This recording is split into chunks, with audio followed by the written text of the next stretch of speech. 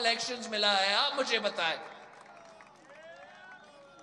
کب ملا ہے آپ کو صاف و شفاف الیکشنز؟ الیکشنز جیتتے ہیں تب بھی دھاندلی کے باوجود جیتتے ہیں، حکومت بناتے ہوئے اعتراض کرتے ہوئے حکومت بناتے ہیں، ہارتے ہیں تو دھاندلی کی وجہ سے ہارتے ہیں۔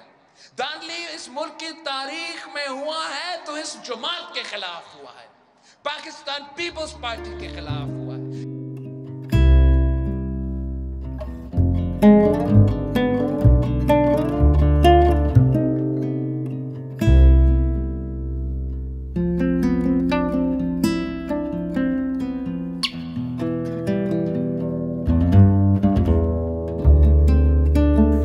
جمہوریت بہترین انتقام ہے